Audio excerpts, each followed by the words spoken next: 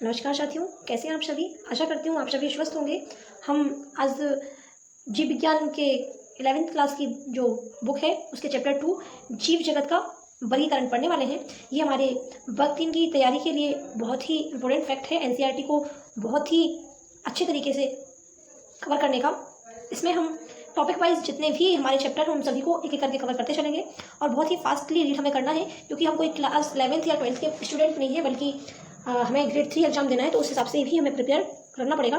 तो बहुत fast reading की आवश्यकता है, इसलिए एक कोशिश रहेगी कि जितना जल्दी और जितने कम टाइम में आपको अच्छे से अच्छा रिव्यू जितना दिया जा सकता है उतना कोशिश करेंगे।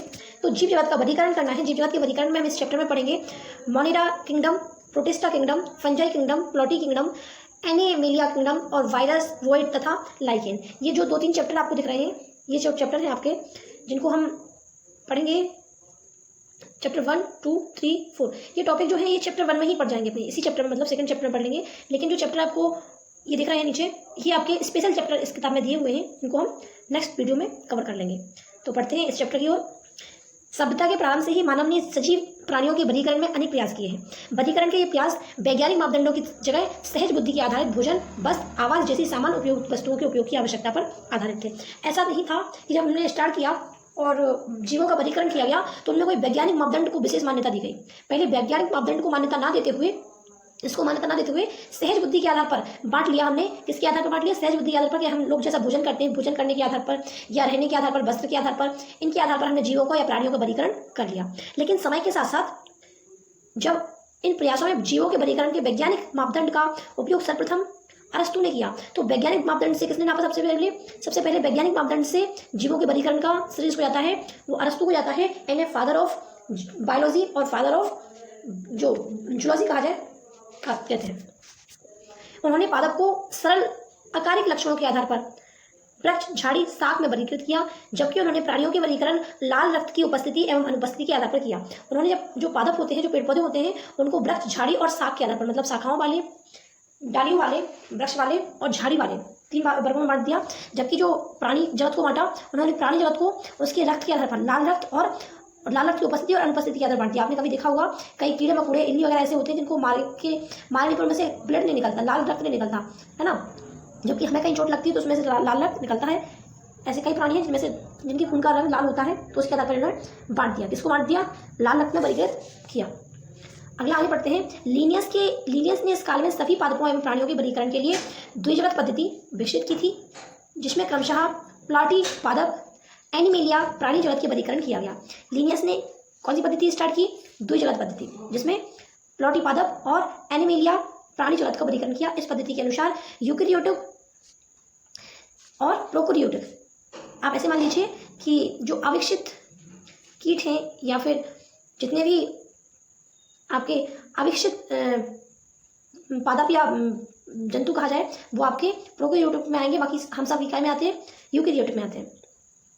एक कोशिकीय एवं बहुकोशिकीय तथा प्रकाश संश्लेषी हरित शैवाल और अप्रकाश संश्लेषी कवक के बीच विभेद स्थापित करना संभव नहीं था। पादपों एवं प्राणियों पर आधारित यह वर्गीकरण आसान और सरलता से समझे जाने के बावजूद बहुत से जीवधारियों को इनमें से किसी भी वर्ग में रखना संभव नहीं था। इसी कारण अत्यंत लंबे समय से चली आ रही वर्गीकरण की द्विजगत पद्धति अपर्याप्त सिद्ध हो गई थी। इसके अतिरिक्त वर्गीकरण के लिए आकारिक के साथ साथ कोशिका संरचना, कोशिका भित्ति के लक्षण, पोषण की विधि, आवास, प्रजनन विधि या विकास के संबंध पर समाहित करने की आवश्यकता महसूस हुई। समय के साथ साथ ये मांग महसूस हुई कि हमें कोशिकाओं के आधार पर या उनकी जो पादपों में जो उनके भोजन के आधार पर कहा जाए, उनके जीवन की अवधि के आधार पर कहा जाए, या उनके पोषण की विधि, आवास, प्रजनन के आधार पर कहा जाए, इनके आधार पर वर्गीकरण की आवश्यकता महसूस की गई। पादप और प्राणी जगत के वर्गीकरण की इन कठिन पद्धतियों में सम्मिलित समूह जीवधारियों को होने वाली परिवर्तन शामिल है, सदा ही समिष्ट रहे हैं। इनके अतिरिक्त जीवधारियों की विभिन्न जगत की संख्या और उनके लक्षणों के विभिन्न वैज्ञानिकों को अलग अलग व्याख्या की गई है। आपको नीचे एक टेबल दी गई है जिसमें आपको सभी जीव जगत के लक्षण और उनकी लक्षणों के आधार पर उनको कैसे कैसे बांटा गया वो जानकारी दी गई है। कोशिकाएं किस किस में कौन सी होती हैं? तो मोनेरा में आपकी प्रोकैरियोटिक कोशिकाएं पाई जाती हैं, से सभी में यूकेरियोटिक कोशिका होंगी। आप इसको बहुत अच्छे से याद कर सकते हैं कि केवल मोनेरा में आपकी प्रोकैरियोटिक है, बाकी सब में यूकेरियोटिक कोशिकाएं पाई जाएंगी। सेकंड पढ़ते हैं अपन कोशिका भित्ति। कोशिका भित्ति मतलब सेल वॉल। सेल वॉल किस में पाई जाएगी? आपकी मोनेरा में सेल वॉल पाई जाएगी। सेल वॉल रहित है ये, मतलब इनमें नहीं पाई जाएगी सेलुलोज रहित कोशिका भित्ति हुई। बहुकोशिकीय शर्कराइड एमिनो अम्ल कुछ में उपस्थित होती है उपस्थित होती है लेकिन कैसी, सेलुलोज रहित, काइटिन युक्त, और उपस्थित है सेलुलोज सहित और अनुपस्थित। मतलब जंतुओं में तो अनुपस्थित रहेगी लेकिन मोनिरा, प्रोटिस्टा, फंजाई और प्लॉटी में उपस्थित रहेगी। कैसी उपस्थित रहेगी? किसी में आपकी सेलुलोज रहित रहेगी, जैसे इसमें, और इसमें सेलुलोज रहित है, इसमें काइटिन से युक्त होगी और ये बहुसैकराइड है, और इसमें कुछ में उपस्थित रहेगी और इसमें भी उपस्थित रहेगी जो कि सेलुलोज के सहित होगी। आगे अगला देखते हैं, केंद्रक झिल्ली। केंद्रक झिल्ली जो है वो आपकी मोनिरा में अनुपस्थित रहेगी, बाकी सब में उपस्थित रहेगी, इन सब में प्रेजेंट रहेगी, आप देख सकते हैं, जबकि मोनिरा में अनुपस्थित एब्सेंट है। कायिक संरचना, कोशिकीय संरचना पाई जाती है, किसी में एक कोशिकीय, किसी में बहुकोशिकीय। तो जो आपकी मोनिरा और प्रोटिस्टा है वो एक कोशिकीय है, जबकि आपकी फंजाई, प्लॉटी है ना, और जो जंतु जगत जिसमें आता है आपका, ये सब कैसे हैं? आपके बहुकोशिकीय है, और उनमें ऊतक, तंत्र आदि भाग, अंग आदि भाग पाए जाएंगे।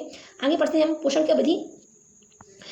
जो मोनिरा है वो शोकोशी, रसायन संश्लेषी एवं प्रकाश संश्लेषी तथा परपोषी मृतोपजीवी या मृतोपोषी, और जो आपके फंजाई है, प्लॉटी है, ये आपके कैसे होंगे?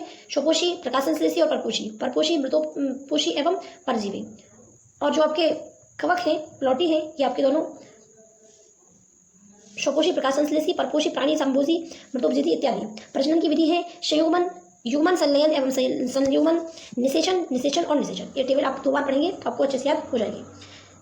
सन 1969 में R.H. विक्टर ने 5 जगत वर्गीकरण पद्धति प्रस्तावित की थी। ये क्वेश्चन कई बार पूछा भी जा चुका है और ये मोस्ट क्वेश्चन है कि जीवों की 5 जगत पद्धति किसने प्रस्तावित की? तो कौन है? R.H. विक्टर। ठीक है। इस पद्धति के अंतर्गत सम्मिलित किए जाने वाले जगतों के नाम मोनिरा, प्रोटिस्टा, फंजाई, प्लॉटी, एनिमेलिया है। कोशिका संरचना, शारीरिक संरचना, पोषण की प्रक्रिया, प्रजनन एवं जातिवृत्तीय संबंध एवं उनके वर्गीकरण की पद्धति के प्रमुख मापदंड थे। इन सभी जगतों के विभिन्न लक्षणों का एक तुलनात्मक विवरण दिया गया है। अब हम 5 जगत पद्धति के जुड़े मुद्दों की धारणाओं पर विचार करेंगे। इससे वर्गीकरण की यह पद्धति प्रभावित है। इसमें पहले से वर्गीकृत पद्धति के अंतर्गत बैक्टीरिया, नीलहरित शैवाल, फंजाई, मॉश, फंड, जिम्नोस्पर्म एवं एनियस्पर्म को पादपों के साथ रखा गया था।